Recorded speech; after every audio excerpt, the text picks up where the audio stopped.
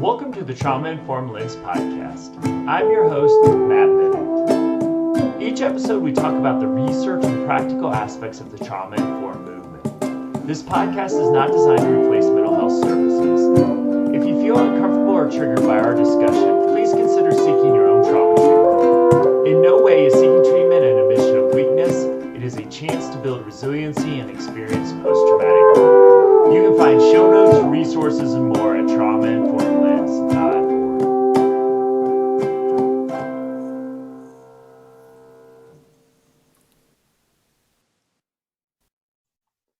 Welcome, friends, to the Trauma Informed Lens podcast. I got a very special guest today, Ilene Smith, and I just finished Ilene's book, Moving Beyond Trauma, and am now a big fan of hers. So I am excited to have her on the podcast today, where we're going to talk about somatic experiencing, somatic therapy, some body-based stuff.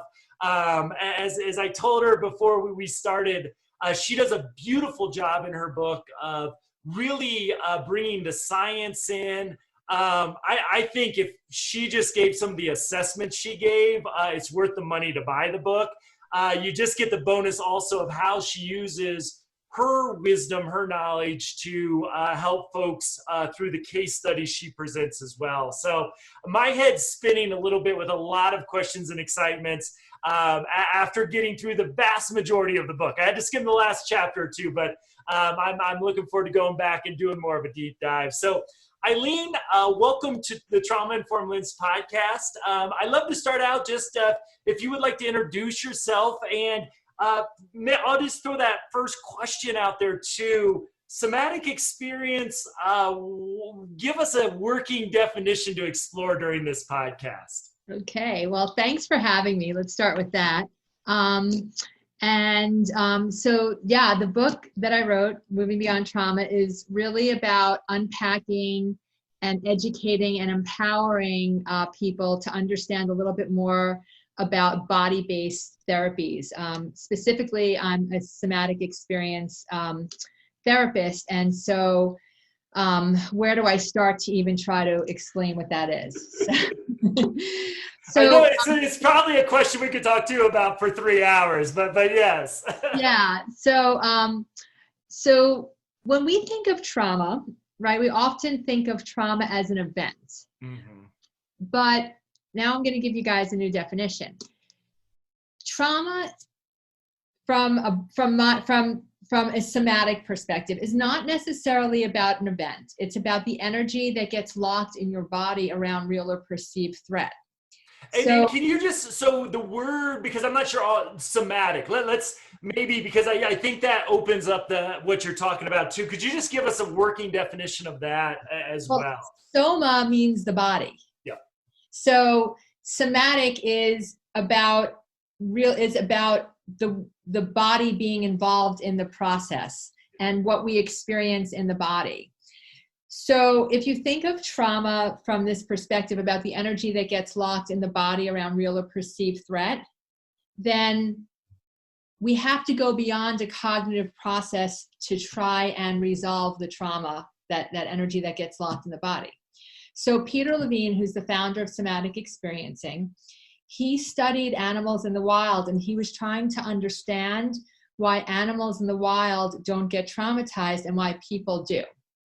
So after lots of research and observation and studying, what he ultimately realized is that animals have biological completion. So animals shake off the trauma and then they move on. So what they're doing when they shake is they're resetting their nervous systems, and they're allowing that trapped energy in the body to be released.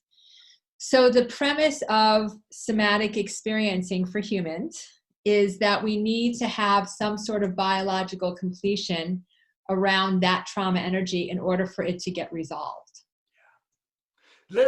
Boy, I want to dive into that last day. That was juicy. Because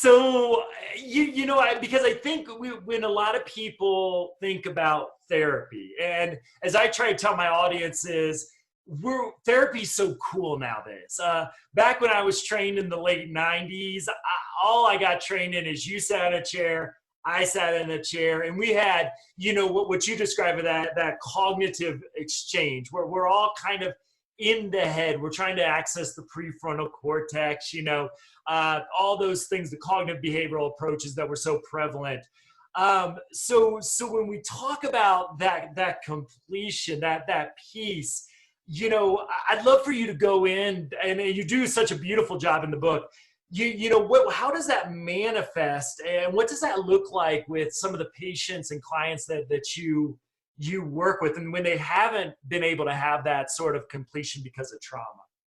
Well, it's so interesting. Like, there's so much, like what you're asking me, there's so much to unpack, because let's take the first part. Let's talk about talk therapy, right? Yep. Talk therapy, we're going in, and what we're doing in talk therapy is we're asking why. We're trying to find insight. We're trying to understand why we behave a certain way, and why, right? And it's, the interesting thing is, the original title of my book was Stop Asking Why. What to Do in Talk Therapy Is Not Working. I didn't know. Now I feel comfortable saying it. In your book, you're doing pretty solid takedown of talk therapy. Oh my God! I'm trying not to. Well, you brought out the working title, so I wasn't going to quite go that strong with it. But and again, I don't think, as someone who's done talk therapy, there was no offense taken to it, but because I think you make a beautiful point with it. However, though. Well, I think so I want to be really clear. Talk therapy serves a purpose, and we need both top down, right, which is the highest level of our cognition, right? So working with our higher brain functioning is important. So we need the talk therapy for the insight. We need to understand ourselves deeper. It helps us articulate what we're experiencing. It helps us understand the origins of our behaviors. It helps us go back to our roots. All of that is important, okay? Because it's certainly, having more insight certainly brings us more awareness about our issues. And in conjunction with the bottom up and having that body piece and having the biological completion, I think the work gets done, on a much bigger level. And certainly it creates the bottom up approach certainly creates the work that has to happen in the nervous system to have more balance and homeostasis, because when our nervous system is balanced, we're less likely to use maladaptive behaviors to manage our discomfort. So totally get this. Yeah. I mean, so wait a minute. You're meaning there's more to us than our brains? Like, listen. What are you talking about here? Aren't we all up here? Talk to me about, you mean down here matters too? Well, if you think about this, okay, and we're conditioned not to feel. But every emotion has a sensation. So if I think about, like, when someone comes into my office and they say, oh my God, I'm so anxious, and of course they get into the story of why they're anxious. And I will, I listen. I think a part of the reasons why the talking part is important is because we all need an empathic witness, right? That helps us feel safe. And my next question to my client will always be, well, how do you know you feel anxious? Yeah. And they don't generally tell me this. They generally say, oh my God, I feel it in my gut. My heart's racing. I can't sit still. I'm crawling out of my skin, right? And all the things that we feel when we feel anxious. So that should tell us something right there. Yeah. And so one of the things, maybe you can help me with this, because I'm working on a project now, and I went off sometimes I go off on, it's good when I go off on a tangent on my own, because I can just throw it away and nobody has to suffer through it. But the more I study, and I'm doing a deep dive right now into polyvagal theory. A lot of the listeners know I'm really big into heart rate variability as a measure. I want everybody on a heart rate variability monitor for all the amazing science and I think insight that it can provide. But one of the things, and this was a rant I could throw in the trash, so I didn't have to really worry about anybody. I won't torture you with it, but Oh, no, I'm such a geek this way. I love polyvagal theory, and I think Steve Porges yes. is friggin' Well, awesome. yeah, and Porges and all his great work, and I love it. Now we're almost in the second generation of this, where that you've got people in different fields really bringing new innovation and approaches forward. One of the things I'm really struggling with, and I was struggling with this week, and I always go back to Rene Descartes because it's all kind of his fault, is that dualism of separating mind and body. And, even sometimes, and it's just kind of a question I was dying to ask you as I read through the book, is we talk about bottom up or top down. And let me just throw a statement out there and get your reaction. It almost seems like it's a false exercise in some ways to separate the two. It's like everything's working in some sort of holistic manner where if we hit one part of the system, it's going to impact the rest of the system. So I always get stuck with, besides we haven't really defined the mind and what that means, and the brain is part of the body. I just kind of wondered, as you did this deep dive into this and with your expertise, what's separating the mind and body, top up, bottom down? I just kind of would love to get your opinion on that sort of dualism that is so prevalent in Western thought. Oh my God, it's such a good question too. I don't know, like from my perspective, I don't know if there is any separation. Like I kind of see the whole thing as one big situation. And so like as you're asking me this question, this is what came to mind for me. I think about an African American client that I had. And this particular client had oh my God, I'm totally blanking on what you call the autoimmune disease that an African American might get, where they get white splotches on their skin. Is that sickle cell?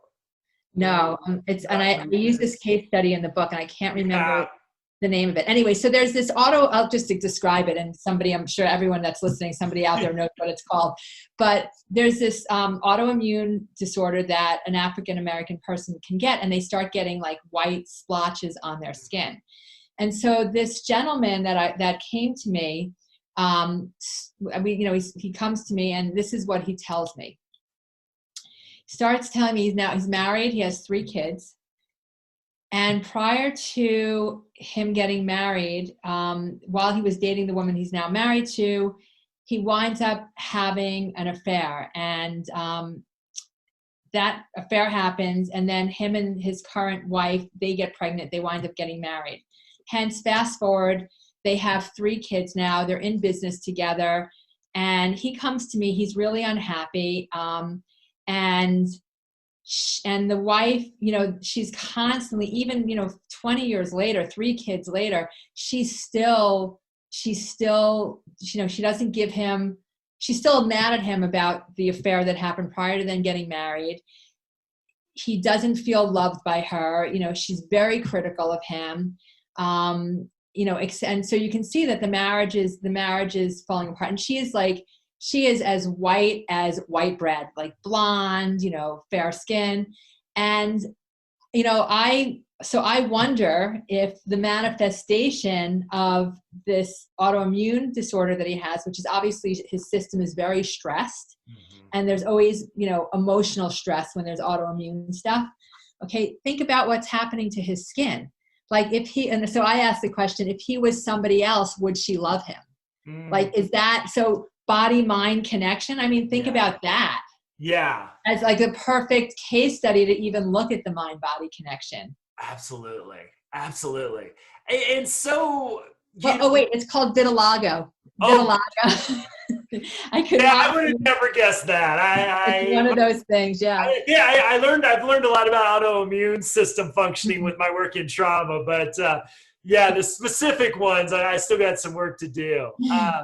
So if I were to go into somatic experiencing, because that's, it's a therapy, I think, for a lot of us that are keeping an eye on trauma treatment as it evolves, over time. I mean, we've got things like, the EMDR approaches out there, all these great, I was starting to list about, and again, sometimes I just have fun in my own head, but like how we've got trauma treatments for cognitive behavioral therapy for the prefrontal cortex. We've got EMDR for the eyes, talk cranial sacral. Like I started to work down the body. It's like every part of the body has its own trauma therapy you could go to. It's so true. There's so many different modalities, which is amazing, right? That people are kind of are really catching on to the fact that it's more than just a cognitive process to have things resolved. Absolutely. So because one of the things you do so amazingly well, like I said, that's worth the price of the book for the audience, is just the intensive assessments that you provide. Usually get one or two good questions.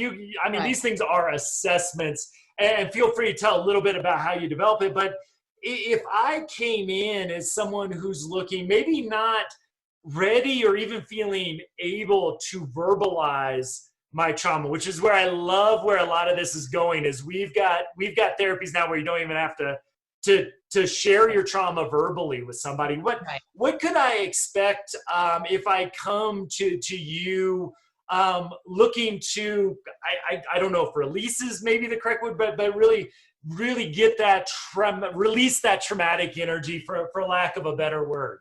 Right. No. So people, this is the interesting thing.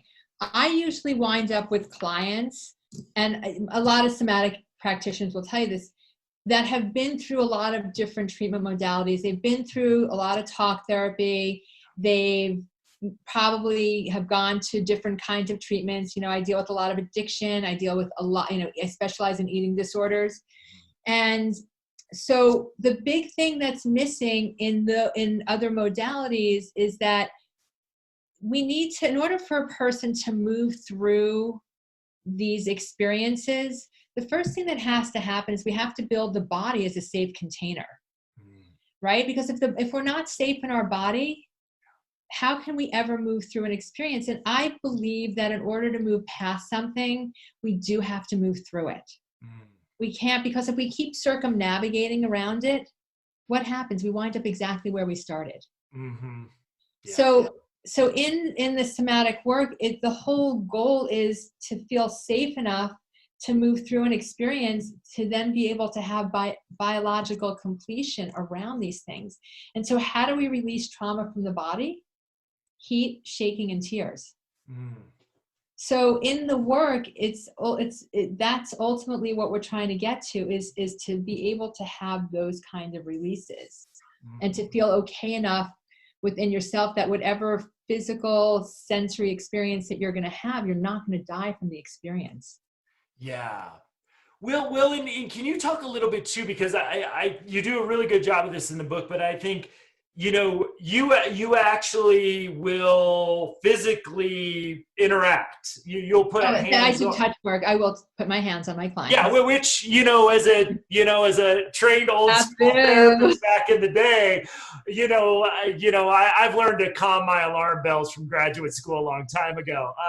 But I wonder, what is that like? As someone who's never done a therapy that I would actually put my hands on somebody, I just kind of wonder, how do you set that up? Because I imagine that could also, if done by someone who has no training, could also re-traumatize somebody pretty quickly. So for sure, the thing with the touch work is I'm really cautious and really careful not to do touch work with the client until the client is ready for it, until we talk about it. If I've had a client that's had any sort of physical or sexual abuse, for sure, it's a much longer conversation, and there's a lot more that we've got to lay a lot of groundwork for safe connection between me and that person before I'd ever do any touch work with them. And so like maybe the early part of the touch work might be simply me sitting across from a person and putting my feet on top of them, on top of their feet. Right? So that's non-threatening. And maybe that's all I wind up doing for the first several months of any sort of touch work. Yeah. So it's really, it really depends on the client. And I think it's really one of the things as a therapist is, and you know this, like you have to know when you can push a client and when you need to pull back. Yeah. Yeah. So I'm always like with the touch work, I'm always way more cautious than. Yeah. And so I'm trying to picture what your office would, I mean, do you have like a massage table next to your chair? So yeah, that's, so do you kind of transition then into? Yeah. So like a session, like I just finished the session with a client. And so, the client and we first, she came over and we first, I have bean bags in part of my setup. And so we sat, and this is a client I've been working with for several years now. And so we sat and we talked for about 15 minutes. And then I helped her system get settled there. And then I said, okay, are you ready to get on the table? And she said, yeah. But every client, again, every client is different. Like I had a client that I worked with for a while who had so much physical, sexual, and emotional abuse. The idea of touch to her was like, she didn't want anyone within 10 feet of her. So the way my work went with her, it was, the first time we ever did any touch work, we sat shoulder to shoulder, but not facing one another. Mm-hmm. And that was the beginning of the touch work. And she, for the first time in her life, felt totally regulated by touch with another person. Yeah. And so her system calmed down. So then fast forward 6 months later, she would come into my office, take her shoes off, and she'd jump up on the table and say, okay, I'm ready. It really changed. Yeah, I've played around. One of the fun things about my job is I get to kind of try out different, healing. I just love to like throw it out there, and it's like, one of the things I just enjoy, and maybe it's just all placebo effects. I would like Reiki is one of my favorite. Right? Reiki is one of my favorite things. I've also done some Reiki. sacral work. It's like I'm that person who just wants to get on the table. It's like I'm the same way. I'm like, bring it on. Give me as much body work as it's available, for sure. Absolutely. Very cool. So I know a lot of medical professionals listen to the podcast, and one of the things that I've really come to appreciate in the medical world is how we set people up to fail. Even though a lot of times folks working in like the healthcare for the homeless arena or other HIV might have a little bit more time with folks. I just still come across, even in these high intensity, complex trauma populations, is you've got 15 minutes. And I just feel so sorry for physicians who, though they're some of the most kind, gentle, loving healers I have ever met, dedicating their life to the underserved in their communities. I'm just appalled by a healthcare system that after maybe knowing someone for 10 minutes, you lay hands on somebody. Now, and physicians will tell you, I don't need to tell you, that there's parts of the body where we can expect a re-traumatization to occur. There's also like so many, I almost would say one of the highest places is the shoulder for a lot of folks, because for so many folks who have been victims of sexual or others assault, it starts with a grab from behind. Oh, yeah. So the physician just goes in and makes contact without saying, hey, is it okay? Just doing what physicians do. If my physician did that to me, no problem. But, I hear these nightmare stories about how re-traumatization pops up in the exam room. So as someone who's an expertise on, really therapeutic touch and the healing power of that, do you have any thoughts for these poor medical providers that, part of their job is to really do these sensitive examinations when we talk about pap smears or physicals and other things? Sometimes, whereas, some trauma therapists I know can have months to build trust and safety, they get 15 minutes. And a lot of that's an intake for medicine. Is there any, and I know we can't fix the medical system all in one fell swoop, but Don't you wish we could, as a specialist in this, do you have any thoughts for these folks? Yeah, I think that it's really important, as if in that being in that position, is to really attune to what's going on for the person that you're going to be touching. Like if you walk into a room and the person that is the patient can't make eye contact, or their speech is rapid, or they look like they're in some sort of freeze, I think that paying attention to that and then start trying to build some amount of safety is the important piece that often gets missed. Mm-hmm. So it's like it's really about teaching these healthcare workers how to attune to what's going on. And I think that there's not enough information on and not enough teaching about reading other people's body language or paying attention to their breath or their speech. I think that that's really an important part that's often missed.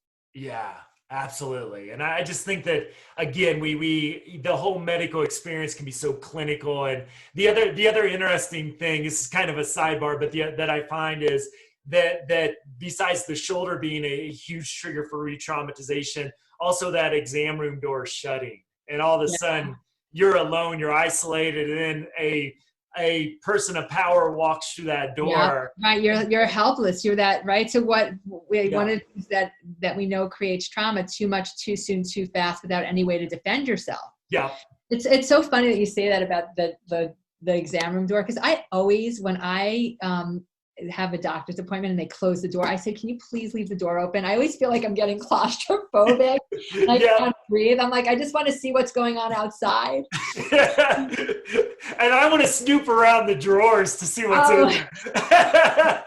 Oh, a curious soul, aren't you? Yes, I know. It's like, I want to see what the tools are about it. So yeah, I just think that a lot of people that are on that hands-on could really use just that understanding that we risk that re-traumatization piece. Right. And boy, I think in med school, if we could get this information, and I know a lot of medical schools are looking at this, but boy, I just think to understand who might be in that room with us and what's going on with their bodies and how that manifests in behaviors is so critical. So, I developed this workshop. I had gone to Africa last year working with this little community and I was working with the healthcare workers and the teachers and the people that worked in the community centers. And I developed this workshop that I called SOAR, and learn how to soar. And it was basically teaching the community workers how to build safety and also to own their own story, so that they can understand what their trauma triggers were, and then attuning to the other person, and so that they can attend appropriately, and then also working to build resources which ultimately helps build resilience, right? So if you can do those four things in the process of working with someone who's in a vulnerable position, you're gonna get a much better result. Yeah, great point. That safety piece. Oh, it's everything. It's everything, and it's just not with trauma. It's supervisor, employee, parent, child, like that need we have for psychological safety, for whether it's the vagal branch or the ventral branch or the prefrontal cortex to be engaged. I think is such a critical thing, no matter what environment you find yourself in. I mean, and that's why it's so important, right? It's not always about what we say; it's our delivery that is always the thing that can trigger someone or not trigger them, right? Absolutely. Right? And Steve Porges talks about the power of a melodic voice. Yeah. Oh yeah. Yeah. And it's something that, I have a wife who's an amazing first grade teacher, and, it's kind of funny now during the pandemic, she's at home. So we take time, we even though we don't have children, so we're not managing a 3-ring, 4-ring, 5-ring circus around a computer. I've just been paying attention as she gives verbal feedback on her students' work. And it's like almost a song. It's just I wish everybody got to see my wife teach, because it's like she's just got this way just regulating through her voice and her actions. As I like to joke, she's got like rainbows and birds chirping out of every orifice of her body. That's so cool. It's just so Yeah. beautiful to hear her talk. It's like, boy, I don't know where she just turns it on too. And then she's all stressed out about teaching. She's got all the stress we all have, but it's like, boy, when she hits record, something beautiful just comes out of her mouth that it's just like, wow, she's doing, maybe Porges can meet her one day, because it's like, here's the example of that melodic. Mine, I think, is a little more manic than it needs to be, but hers is just like, it's regulated. It's just beautiful. That's really So I have a few other questions that after reading your book, and one of them is one I love to ask all authors, is at least my experience writing a few books now. I think I know a topic. I might do a day or two of training on a topic, but when you look at that blank page, to fill that page up, you usually gain some insights along the way. So obviously, and this comes through in your book, you've got a lot of knowledge. And so I just kind of wondered, as you organized it, as you did that beautiful dance of, really giving those great clinical assessment tools or individual assessment tools, the case studies that you use to bring the material alive, and the science. Were there any things that kind of popped up and surprised you that came up through the writing process that stand out? I think I'm still amazed when I look at the book that I got this done. I mean, to be honest with you, it's like, it's interesting because like now I'm doing, I'm getting some speaking engagements and presentations, and I'm going back through the book and I'm like, oh my God, I can't, I still am amazed that I was able to articulate all this. I think what happens, and you probably have had this experience yourself, like you decide you're going to write a book because you feel like you have an important message, or there's something missing out there that is not being communicated maybe to the layperson or to other clinicians. And for me, I wrote the book because I felt like I needed to reach a larger audience. Like I saw how valuable the educational process was in working with my clients. And I also saw how that in itself started creating safety. Like I think of one client, we'll call her Carol, who came to me, and Carol had been struggling with her eating disorders for years. And she walks into my office and she says to me, I cannot figure this out. If I know what I need to do to stay in my recovery and stay out of my behaviors, how come I can't seem to follow through with my plan? Yeah. And I started educating Carol about how we have to work with the nervous system, and if the nervous system isn't in balance, how she's going to, and she's trying to find a way to manage the discomfort in her system. And if her body only knows that the eating disorder is the thing that self-soothes her, and that's what her nervous system knows, and that this is from the trauma that's locked in her body. And I walked her through, the whole thing about trauma energy and the nervous system and the dysregulation. And Carol, for the next hour, was in tears. Mm-hmm. And all she kept saying to me was, how come it has taken somebody so long to explain this to me? She's like, oh my God. She's like, this finally makes sense to me. Yeah. So isn't that powerful yeah. I mean, and so she cried for the next hour. She cried and laughed. And yeah. So what happened is Carol had her first experience of really having biological completion around the trauma of the eating disorder. And wow. I said, and so after that experience, I was like, this is a person that's been in therapy for years. Mm-hmm. Okay. So I felt compelled. I said, I've got to get this information to a larger audience. Great. Because there's so much misinformation out there. Yeah. So with that in mind, what happens next is things just start getting channeled through you, the way you unpack something or just explaining it.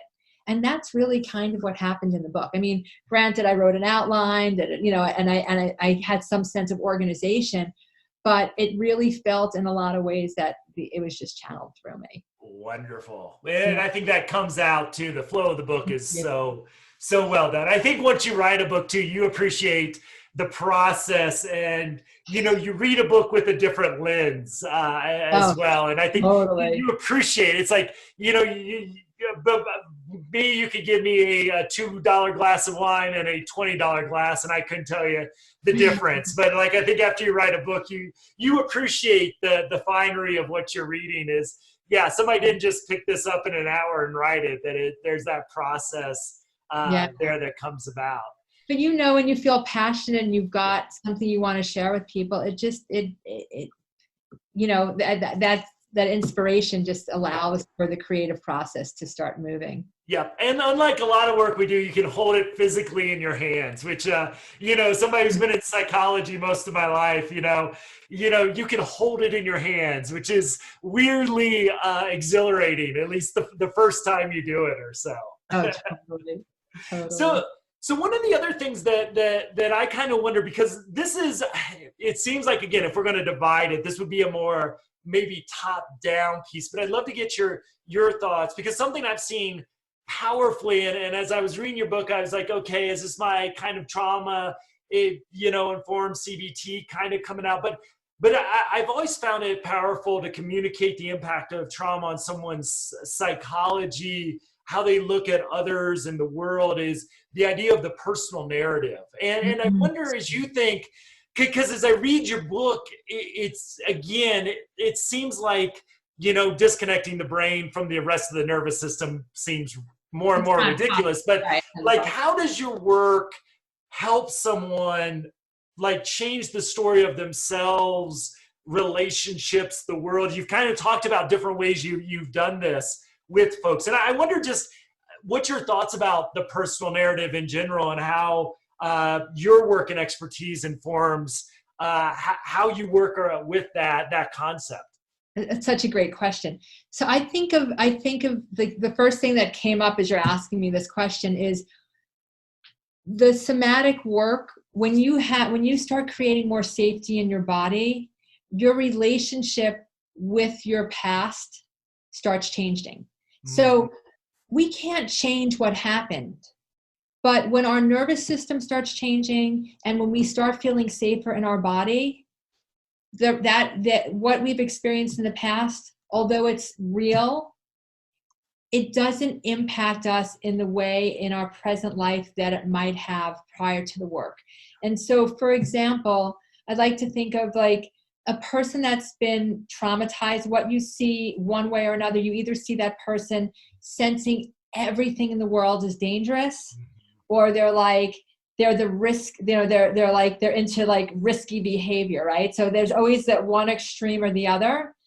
And so let's just take the person that is always senses danger. They're not really present. They're actually still living in that past experience. That trauma energy of everything is now dangerous and they're fearful gets locked in the body.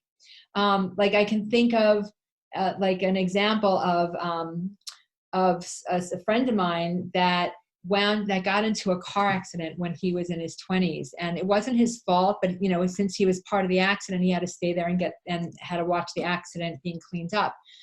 And it was a really gory accident, and it involved 8 young children. It was prom night, and it was ugly. One of the more powerful stories in the book, for sure. And so we called him Jack in the book. Jack he never dealt with the trauma, went on to live his life, passed the bar exam, got married, had a couple of kids. But his whole life was about, he sensed danger. Like when he had children, like he didn't let them eat sushi. Like last summer, we were having dinner outside on Long Island, and I guess there was a case of West Nile virus, and he's spraying us down with the bug repellent because he's worried one of us is going to get all over the place. Like, so for Jack, because Jack never resolved the trauma, and everything is looked at through a danger lens. Mm-hmm. So taking Jack as an example, had Jack done some repair and had dealt with feeling, let's just say the biological completion, and maybe moving through the accident and being able to feel some sense that he was able to defend himself and have some sense of mastery over the experience, his relationship with his past would change. And in turn, his relationship with his present will look very different. Mm-hmm. And that's one of the, one of the concepts I think is fascinating.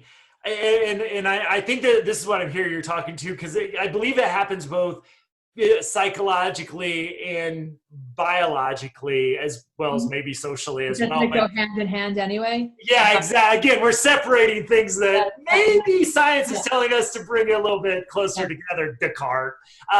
So when we, one of the things that really helped me understand trauma is that traumas, and I'd love to, I think I hear you saying this too, is trauma still happening to the person. It's, even though it might have happened decades ago, it's still, without sort of that treatment, that healing, that release, it's still very present to the individual. Yeah. Am I kind of communicating? Yeah. And I think that that's fascinating. So when we look at behaviors of folks, we have to see that a lot of folks are still experiencing and carrying around that active pain and suffering. It's not an adverse child. It was an adverse childhood experience, but it's still living in their body today. And I think that's just a powerful, with our compassion, empathy, especially around certain behaviors that we kind of look at and, too often traditionally have thought, oh, that person planned out that behavior.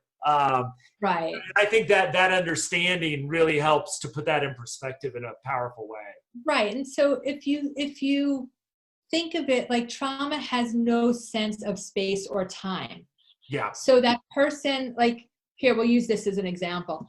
How many times have you experienced somebody having an adverse reaction to something you say, and you're sort of baffled? You're like, what? That person is not present with you. They're actually experiencing you as the trigger for something that happened in their past. Yeah. Yeah. Like, I had an experience the other day. I just started dating someone, and I was clear I needed to express something. And I know, like, I'm from New York. I know, like, I have to sometimes speak, and I've been in Arizona 15 years, so I'm totally toned down. But I know, like, for myself, that I have to be, like, use my melodic voice, be very gentle, set it up to make them feel safe. And so I thought I had done all of that. And then I explained how I was feeling. And his reaction to me is like, I feel like you're beating me up. And I'm like, and okay, and I know a lot, right? So I'm thinking to myself, okay, I also know like his relationship with his mom, who was like really critical and really hard on him. And all I'm thinking, and if you ever need a therapist, yes, this is what we're thinking. All I'm thinking to myself is, okay, if this relationship goes, if it gets serious, I'm like, this is something we're going to have to deal with, because I'm like, I'm working through my own stuff. Like, I've gotten to a point where I'm really good about articulating how I'm feeling, right? This is part of my trauma, was I couldn't for a good part of my life. So I'm watching him thinking, like, he's like, basically, you're just beating me up, da, da, da. And I'm like, I couldn't have been any gentler and kinder. And so I'm like watching, okay, this has nothing to do with me. This has to do with some big piece of his stuff that's unresolved. Yeah. And so we see this all day long, right? Like, you know exactly what I'm talking about. Exactly. And yes, if you date a therapist, this is what we're thinking. but the thing is, like, that's a perfect example of, like, trauma has no sense of space of time. So anytime that he feels slightly criticized, it's like he's triggered into that trauma vortex that had nothing to do with the present situation between him and I. Absolutely. So one of the things, with all these great therapies, including somatic experience, I mean, I'm a big Peter Levine fan, Colorado guy as well. So I always take pride with there you go. The Colorado cohort up here doing the great trauma innovations. One of the things that I just kind of have this question, because one of the things that I really I don't get frustrated with, because it's just a reality, and to get frustrated about it does me no good. Trying to find innovation to work around it, but so many of the people carrying around the most trauma in our society, who live on the streets, struggling with an addiction, aren't connected to great therapists like yourself. In fact, so many either are so in survival mode that they can't engage at that level. So they're a lot of times connected with like a case manager, an outreach worker, sometimes even like a nurse or medical provider. And because their fear, stigma around mental health services, there's this huge part of the population that is just not connected for a variety of reasons. Sometimes it just doesn't exist in the communities to the level we need it to be, but they don't have access to great folks like you doing this innovative work. Is there anything, and I'll also kind of supplement this question as we do this in April of the pandemic, also maybe even we things didn't even touch on that. Yes, people could do at home, but one of the struggles I've had with Peter's work is like, okay, what can I package any of this for those folks that are on the front line, whose goal is to get somebody into mental health services, but knowing just from my experience in working in these fields for decades now, sometimes they're connected to a case manager for years before that warm handoff really happens and they get that engagement. Whether it's a self-care technique that we can do with ourselves to survive the pandemic, whether it might be something that's safe for maybe a non-therapist to do. Are there any suggestions that you might have? How do we use this great science for maybe, if it's possible, any interventions outside a therapy relationship? I know that's also a huge question, but it's a big question. But in the book, after you take the assessments, I also offer about 8 or 9 exercises that you can do daily to try to start regulating your nervous system. And they're all simple things and they don't take very long. And so like one of the exercises in the book is just a self-hug. It's just wrapping your arms around yourself to be able to feel the physical boundaries, because when we can feel our physical boundaries, we tend to be able to feel our emotional boundaries better. So I think that one of the things that we miss is that sometimes it's just doing a small something every day and being consistent that's going to help us regulate our nervous system, whether it's 5 minutes of breath work, whether it's sitting quietly for meditation for 5 minutes, moving your body, getting a foam roller out. It's different for everybody, but there's so much available to us to be able to do on our own. And so I always tell people, like, you just have to start with 5 minutes of something that's going to help us create a little bit more connection to ourselves and our bodies. Beautiful. And I love that. Oh gosh, I forget that. It was tapping in, and the author is escaping me. I want to say Burke, but I might be wrong. I'm so bad with names. Yeah, but tapping in, but that cry, I do that in my morning routine, because any kind of therapist I've ever gone to is like, you're kind of above your head. You're not Recovering. I'm always floating out here, which I actually think is kind of cool, but I get why it can be counterproductive for a lot of folks in my life. But it's like, I start my morning as part of my mindfulness routine, almost working down my body to really, in the morning, to kind of get in my body, and then some movement, some breathing with that as well. And I find, just that little tapping, or I call it, I'm big into this racket sport called pickleball, which I actually picked up from my dad in Sun Lakes, Arizona, outside Phoenix. It's a big deal. It's a big deal for the retired tennis player. And me. I like to pick up activities now that I can do until I die. That's my whole theory of life. Totally with you. I want to do things for the next 40, 50 years. So it's like, but the thing I learned about pickleball is to take the frustration of one point into the next point is going to lose you the game. So I have where I do a lot of bouncing, and I'll have my training folks try to get that body movement, bouncing that stress out. And I find that as you mentioned, the shaking, that if you have a dog, you know what that shaking is, especially if they do it at 2 o'clock in the morning with the collar on. But how they release stress, and knowing we have some of that same nervous system, those little fun biohacks that are coming out of, expertise like yours and what we're seeing out of the polyvagal theory, I think are really useful for folks. And, sometimes a little biohacking and people say, I've not felt this calm for years. And some of those are the professionals I'm working with.